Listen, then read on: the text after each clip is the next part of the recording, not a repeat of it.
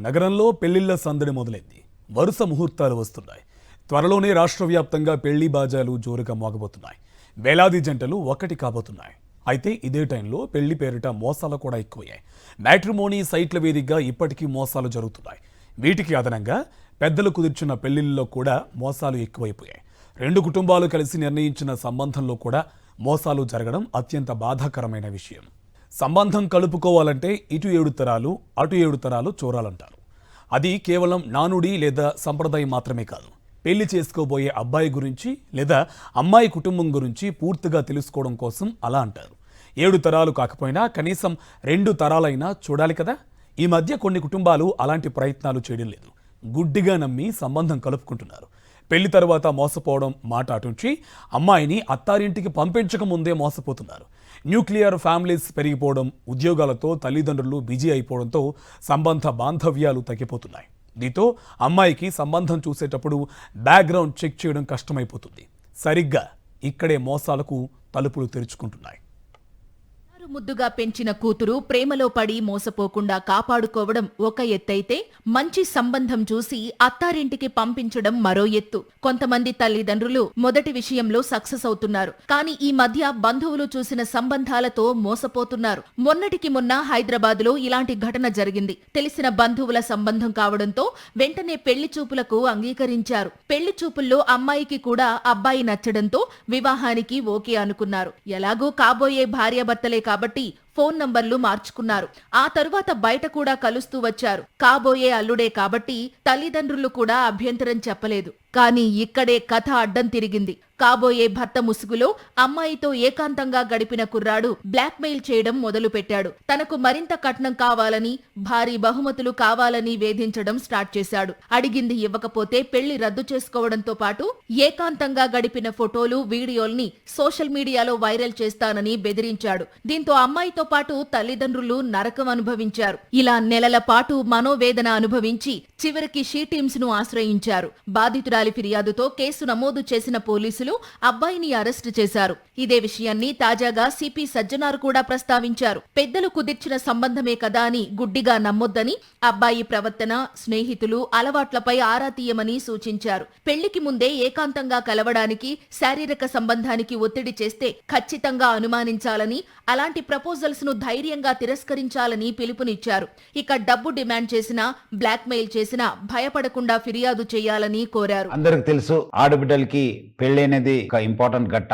ఈ మధ్యలో ఆ ఒక్క పెళ్లి చూపుతోని పెద్దలు కుదిరించిన పెళ్లి అని చెప్పి కొంతమంది మా ఆడబిడ్డలకి వాళ్ళ తల్లిదండ్రులు కూడా మోసం చేస్తున్నారని చెప్పి మా దృష్టికి రావడం జరిగింది. ముఖ్యంగా కొంతమంది మీడియేటర్స్ ద్వారా కొంతమంది యూత్స్ వాళ్ళు పెద్దలు చూపించినట్లు వాళ్ళ దగ్గర వెళ్ళి ఒక ఫిక్స్ చేసుకోవడము, తర్వాత ఆడబిడ్డలకి ఏదో మాయమాటలు చెప్పి గిఫ్ట్స్ పేరుతోని మోసం చేయడం జరుగుతుంది. దాని కాకుండా ముఖ్యమైన ఏమంటే వాళ్ళని శారీరకంగా కూడా వాడుకోవడం జరుగుతుంది. ఎందుకంటే పెద్దలు కుదిరించింది కదా, ఇంకా ఏముంది, వాళ్ళ పెళ్లి అయిపోతుంది, మనం ఎందుకు ఆలస్యం అని చెప్పి కూడా వాళ్ళని బలవంతంగా వాడుకోవడం జరుగుతుంది. సో ముఖ్యంగా ఆడబిడ్డలకి వాళ్ళ తల్లిదండ్రులకు నేను ముఖ్య గమనిక ఏమంటే, ఆడబిడ్డలు మీరు పెళ్లి పీటలు ఎక్కేదాకా చాలా అప్రమత్తం ఉండాలని చెప్పి నేను కోరుతున్నాను. ఎవరు ఎంత ఆశ చూపించినా మీరు మాత్రము ఎట్టి పరిస్థితి లొంగకండి. మీరు మీ జాగ్రత్తలో ఉండాలి. క్యాన్సిల్ అయితే క్యాన్సిల్ కావచ్చు కానీ బట్ దాన్ని మళ్ళీ తర్వాత మీకు బ్లాక్మెయిల్ చేసి మీకు మిస్యూజ్ చేసే అవకాశం ఉంటుంది.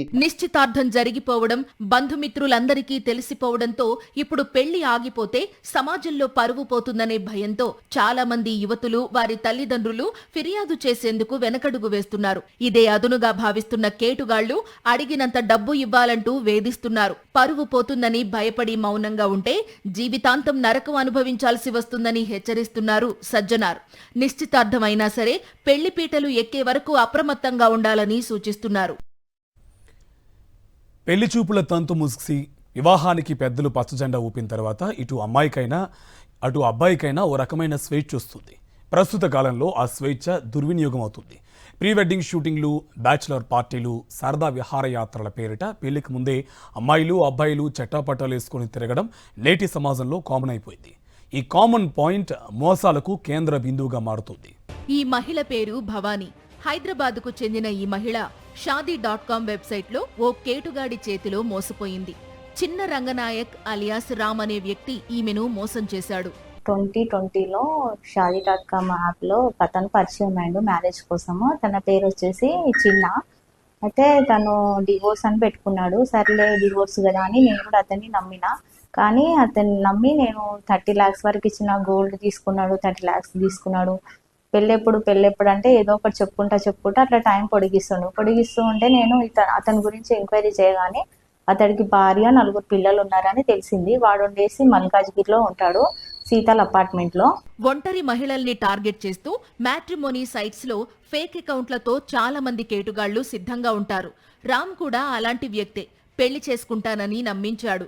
పెళ్లి చూపులు కూడా పూర్తయ్యాయి. పెళ్లి తర్వాత ఉండడానికి ఇల్లు కొనాలంటూ 30 లక్షలు వసూలు చేసి ఖాతా క్లోజ్ చేశాడు. బాధితురాలు మీర్పేట్ పోలీసులకు ఫిర్యాదు చేసింది. నాకు 22లో పరిచయం అయినాడు. నేను నిజంగానే అనుకోని అతనికి 30 lakhs గోల్డ్ ఇచ్చి ఇంకా అడుగుతుంటే ఏదో ఒకటి చెప్పి తప్పించుకుంటుంటే నేను కంప్లైంట్ ఇస్తా అనగానే కంప్లైంట్ అయితే ఇచ్చి చూడు, నేను కార్తో గుద్ది చంపేసి అప్పుడు నా మీద కేసు కూడా కాదు అనేసి అన్నాడు. ఆ రకంగా నేను భయపడి చాలా రోజులు కంప్లైంట్ ఇవ్వలేను. ఇప్పుడు కంప్లైంట్ ఇచ్చిన కేసు కూడా బుక్ అయింది. నాలాగా వేరే ఆడవాళ్ళు కూడా ఎవరన్నా ఉంటే ముందుకు రాగలరు. చాలా దారుణంగా అందరి జీవితాలతో వాడు ఆడుకుంటున్నాడు. వాడి బిజినెస్ ఇది ఉన్నట్టున్నది. అందరిని ఆడవాళ్ళని మోసం చేసి చీటింగ్ చేసి సంపాదించడము. ఇతడే ఆ వ్యక్తి. ఎవరైనా ఉంటే బాగా గుర్తుపట్టి వచ్చి పిఎస్ లో నీర్పేట్ పిఎస్ లో కంప్లైంట్ ఇవ్వగలరు. ఈమె వచ్చేసి వాళ్ళ వైఫ్. ఈమెనేమో నాకు ఎలాంటి సంబంధం లేదు, పేరుకు మాత్రమే నా హస్బెండ్, ఫిజికల్ రిలేషన్ లేదు అని చెప్తుంది.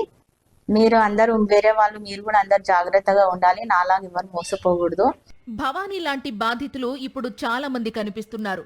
పెళ్లికి ముందు బ్లాక్మెయిల్ చేసి లాంఛనాలు ఇస్తేనే తాళి కడతామనే ప్రబుద్ధులు ఎక్కడ పడితే అక్కడ కనిపిస్తున్నారు. ఈ తరహాలో హైదరాబాద్లో 50 రోజుల్లోనే 20 కేసులు నమోదయ్యాయంటే పరిస్థితి తీవ్రత ఏ స్థాయిలో ఉందో అర్థం చేసుకోవచ్చు. బయటకు రాని ఉదంతాలు, కోకొల్లలు. అప్పటికే శుభలేఖలు పంచిపెట్టడం, కట్నం కింద కొంత మొత్తం సమర్పించుకోవడంతో ఆడపిల్లల తల్లిదండ్రులు ఇలాంటి బ్లాక్మెయిలింగ్స్తో ఉలిక్కి పడుతున్నారు. కూతురి జీవితంపై దుష్ప్రభావం పడుతుందనే భయంతో బయటపడడం లేదు. కొంతమంది అబ్బాయిల డిమాండ్లకు తలొగ్గుతుంటే మరికొందరు అడిగినంత ఇచ్చుకోలేక, అప్పటికే ఇచ్చిన కట్నాన్ని వెనక్కు తెచ్చుకోలేక మౌనంగా 4 గోడల మధ్య నలిగిపోతున్నారు. పెద్దలు కుదిర్చిన సంబంధం కాబట్టి బాగుంటుంది అని గుడ్డిగా నమ్మకండి. ఇది చాలా ప్రమాదకరం. ఒకటేంటంటే గుడ్డిగా నమ్మకండి, పూర్తిగా ఎంక్వైరీ చేయడం చాలా ముఖ్యం. సమాజంలో ఇంకా చాలామంది పెద్దలు చూశారు కాబట్టి సరిపోతుంది అనుకుంటున్నారు. కానీ ఒక సైకాట్రిస్ట్గా నేను చెప్పేది ఏంటంటే, వ్యక్తి స్వభావం ఎలా ఉంది, కోపం ఎక్కువగా వస్తుందా, మద్యం లేదా ఇతర వ్యసనాలు ఉన్నాయా, గతంలో aggressive behaviour or violent behaviour ఉందా, మహిళల పట్ల గౌరవం ఉందా, ఇవి తెలుసుకోవడం చాలా ముఖ్యం. పెద్దలు కుదిర్చిన సంబంధమే కదా అని గుడ్డిగా నమ్మొద్దు. అబ్బాయి ప్రవర్తన, స్నేహితులు, అలవాట్లపై ఆరా తీయాలి. పెళ్లికి ముందే ఏకాంతంగా కలవడానికి, శారీరక సంబంధానికి ఒత్తిడి చేస్తే ఖచ్చితంగా అనుమానించండి. ధైర్యంగా తిరస్కరించండి. డబ్బు డిమాండ్ చేసినా, బ్లాక్మెయిల్ చేసినా భయపడవద్దు, ఫిర్యాదు చేయండి. పెళ్లికి ముందు ఏకాంతంగా కలవాలని లేదా శారీరక సంబంధానికి ఒత్తిడి చేస్తే ధైర్యంగా నో చెప్పాలి.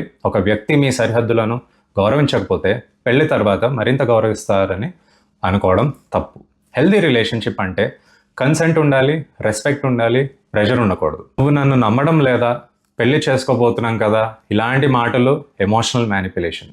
ఒక వ్యక్తి మీరు నో చెప్పినా దాన్ని గౌరవించలేకపోతే అది పెద్ద సైకలాజికల్ రెడ్ ఫ్లాగ్. పెళ్లికి ముందు అదనంగా డబ్బులు అడిగినా లేక వేధించినా ఫిర్యాదు చేయాలి. అది కేవలం డబ్బుల విషయం కాదు, ఇది పవర్, కంట్రోల్, డామినేషన్ విషయం. డౌరీ డిమాండ్ లేదా అదనపు డబ్బులు అడగడం అంటే మీ విలువను డబ్బుతో కొలవడం. భవిష్యత్తులో కూడా ఆర్థిక ఒత్తిడి చేసే అవకాశం ఉంటుంది. మోసగాళ్ల చేతిలో చిక్కుకున్నవారు ఎలాంటి భయం, బెరుకు లేకుండా ముందుకు రావాలని కోరుతున్నారు సజ్జనార్. అలాంటి బాధితుల వివరాల్ని పోలీసులు గోప్యంగా ఉంచుతారని హామీ ఇస్తున్నారు. ఒక్క విషయం గుర్తుంచుకోవాలి, మన భయం, మొహమాటమే మోసగాళ్లకు పెట్టుబడి. ఎప్పుడైతే మనం ధైర్యంగా ముందడుగు వేస్తామో అప్పుడే ఇలాంటి మోసాలకు చెక్ పెట్టగలం.